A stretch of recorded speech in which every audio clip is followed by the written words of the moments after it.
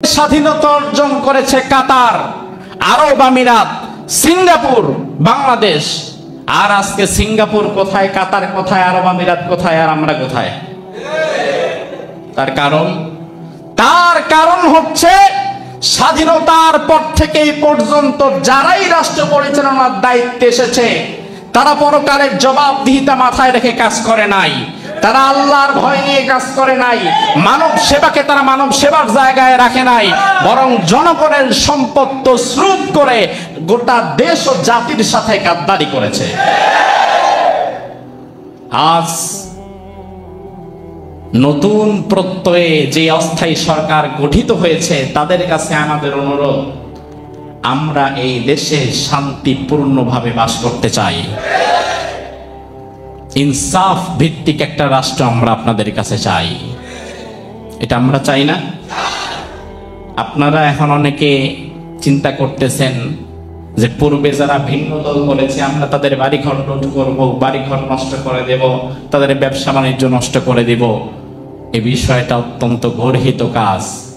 প্রতিহিংসার রাজনীতি থেকে আপনাকে বের হতে হবে ভাই। তার কারণ হচ্ছে, শোনেন, তার কারণ হচ্ছে ওই মানুষটার সাথে যদি আপনার মত পার্থক্য থেকেও থাকে, ভুলে যান না ভাই, প্রতিশোধ পরায়ণতার যদি আপনি সারা জীবন ধরে রাখেন এ দেশটা কোনোদিন আগাতে পারবে না। গত 15 বছর আপনারা মার খেয়েছেন, আবার 10 বছর হয়তো তারা মার খাবে, আবার যদি কখনো তারা আসে আবার মার খেতে হবে। অর্থাৎ দুই দলের কামড়া কামড়িতে তো দেশটাই নষ্ট হয়ে যাবে। এসব কিছু বাদ দিয়ে দেশ গড়ার দিকে নজর দেন। এ দেশটা আমাদের সবার। আওয়ামী লীগ, বিএনপি, জামাত, জাতীয় পার্টি, হেফাজত, খেলাফত, ইসলামী আন্দোলন সহকারে আমরা যারা রাজনৈতিক ফিগার না, রাজনীতি করি না, এই দেশটা তো আমাদের সবার। এই দেশে আমরা শান্তিপূর্ণভাবে বাস করতে চাই। আল্লাহ তাআলা যেন এই দেশে একটা শান্তির সমাজ গঠন হয়েছে এমন দৃশ্য আমাদের চোখে দেখার তৌফিক দান করুক। আমরা বলি আমিন। এটা আমাদের সবার প্রাণের দাবি। বিশ্বাস করেন, অন্তত পক্ষে আমি কোনোদিন চাই না যে আমার ভিন্ন মতের কাউকে এমন কষ্ট দেওয়া হোক যে এই কষ্টটা আমি দিলে আমি সহ্য করতে পারবো না। এটা আমি চাই না ভাই।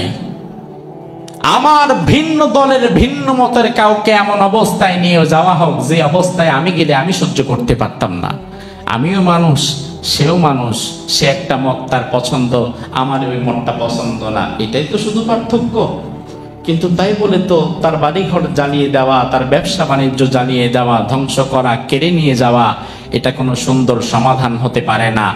আজ যারা 2 দিনের ক্ষমতা পেয়ে ক্ষমতা পানি নাই, তাতেই আপনি যেইভাবে জবরদখল লুটতরা শুরু করেছেন, তাতে তো প্রমাণ হয় ভবিষ্যতে আপনি কোনোদিন ক্ষমতা পেলে আপনি তার চেয়ে বড় জালিম হয়ে যাবেন। কিসের লুটতরাজ করছেন? কোন দেশের সম্পদ নষ্ট করছেন? রাস্তার মোড় থেকে লাইট গুলা খুলে নিয়ে যাচ্ছে। এই লাইট গুলো তো কোনো দল তার বাবার টাকায় বানায় না, এটা তো আমাদের সবার ট্যাক্সের পয়সা। অর্থাৎ আমাদের প্রতি হিংসা যেন গোটা বাংলাদেশকে জ্বালিয়ে পুড়িয়ে নষ্ট করে দিচ্ছে। এই প্রতিহিংসা থেকে আপনাকে বের হতে হবে। যদি ইমানদার হন, মুসলমান হন, এই প্রতিহিংসা থেকে বের হয়ে দেশের প্রতিটি সম্পদের দিকে আপনাকে আমানতের দৃষ্টিতে তাকাতে হবে, লোভের দৃষ্টিতে নয়। আমরা চাই না আমাদের ভিন্ন দলের ভিন্ন মতের কোনো মানুষও কষ্ট পেয়ে যাক।